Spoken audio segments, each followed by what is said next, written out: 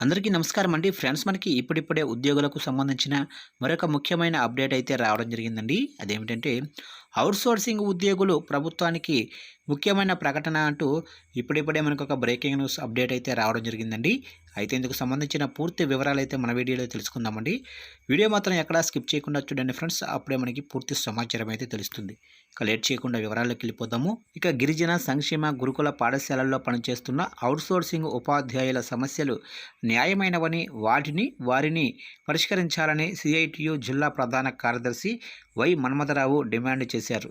ఇక స్థానిక ఐటీడీ వద్ద అవుట్‌సోర్సింగ్ ఉద్యోగులు చేపడుతున్న దీక్షలకు ఆయన సంఘీభావం తెలిపారు. ఈ సందర్భంగా మాట్లాడుతూ 2 ఐటీడీఏ పరిధిలో సుమారు 200 మంది గిరిజన గురుకులాల అవుట్‌సోర్సింగ్ ఉపాధ్యాయులను తొలగించి ఆ పోస్టులను డీఎస్సీలో కలపాలని అనుకోవటం అన్యాయమని అన్నారు. 20 ఏళ్లుగా పనిచేస్తున్న వారిని తొలగించటం అంటే వారి జీవితాలను రోడ్డుపాలు చేయటమేనని చెప్పారు.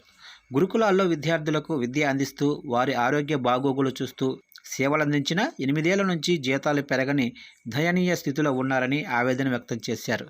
ఇక వీరి పోస్టులను డీఎస్సీలో కలపరాదని, అవుట్‌సోర్సింగ్ ఉపాధ్యాయులందరినీ సీఆర్టీలుగా విలీనం చేయాలని, 2022 పీఆర్సీ ప్రకారం వారికి జీతాలు పెంచి కనీస పనికి కనీస వేతనం ఇవ్వాలని, అవుట్‌సోర్సింగ్ ఉద్యోగులందరికీ ఉద్యోగ భద్రత కల్పించాలని డిమాండ్ చేశారు. ఇక వీరు చేస్తున్న పోరాటానికి సిఐటియు సంపూర్ణ మద్దతు తెలియజేస్తుందన్నారు.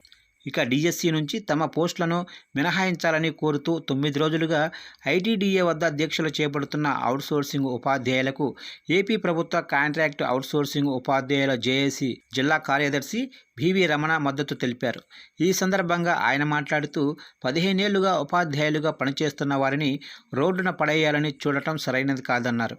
డీఎస్సీ నుంచి మినహాయింపు ఇవ్వాలని డిమాండ్ చేశారు. ఈ సమస్యలపై గురుకులం రాష్ట్ర అధికారులు, రాష్ట్ర ప్రభుత్వం పెద్దలు చొరవ తీసుకుని పరిష్కారానికి కృషి చేయాలని, లేకుంటే ఆందోళన మరింత ఉధృతమయ్యే పరిస్థితి నెలకొంటుందని హెచ్చరించారు.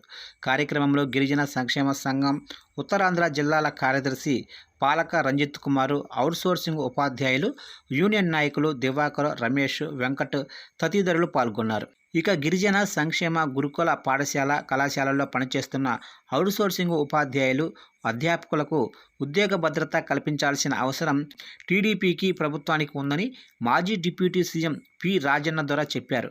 గురువారం తన నివాసంలో ఏర్పాటు చేసిన విలేకరుల సమావేశంలో ఆయన మాట్లాడారు. తమ ప్రభుత్వ హయాంలో తాను గిరిజన సంక్షేమ శాఖ మంత్రిగా ఉన్నప్పుడే అవుట్‌సోర్సింగ్ ఉపాధ్యాయుల వేతనాల పెంపు, సీఆర్టీలుగా మార్పునకు సంబంధించిన ఫైళ్లపై సంతకం చేసి సీఎం జగన్మోహన్ రెడ్డికి నివేదించినట్లు చెప్పారు. మంత్రిగా తాను చేసిన సిఫార్సులను అప్పుడు ఆ సంఘం నాయకులకు చూపించానని చెప్పారు. తాము అధికారంలోకి వస్తే అవుట్‌సోర్సింగ్ ఉపాధ్యాయులను సీఆర్టీలుగా మారుస్తామని, వేతనాలు పెంచుతామని టీడీపీ, కూటమి పార్టీలు ఇచ్చిన మాట నిలబెట్టుకోవాల్సిన బాధ్యత ఉందని చెప్పారు. 15 ఏళ్లకు పైబడి పనిచేస్తున్న వీరిని డీఎస్సీ పేరుతో ఇప్పుడు రోడ్డున పడేయాలని చూడటం తగదని అన్నారు. వీరి ఉద్యోగాలను డీఎస్సీ నుంచి మినహాయించి ఉద్యోగ భద్రత కల్పించాలని రాజన్న దొర కోరారు. ఇక తమకు ఉద్యోగ భద్రత కల్పించాలని కోరుతూ గిరిజన గురుకుల పాఠశాల, కళాశాలల్లో పనిచేస్తున్న అవుట్‌సోర్సింగ్ ఉపాధ్యాయులు, అధ్యాపకులు రాష్ట్ర ST commission chairman doctor DVG శంకర్రావును గురువారం కలిసి వినతిపత్రం అందజేశారు. ఈ సందర్భంగా ఉపాధ్యాయులు మాట్లాడుతూ తమ పోస్టులు డీఎస్సీలో కలిపారని, అదే జరిగితే ఉద్యోగం కోల్పోయి కుటుంబాలతో రోడ్డున పడతామని ఆందోళన వ్యక్తం చేశారు. అలాగే ఆశ్రమ పాఠశాల ఉపాధ్యాయులకు ఇస్తున్న జీతాలు ఇచ్చి సీఆర్టీలుగా గుర్తించాలని విజ్ఞప్తి చేశారు.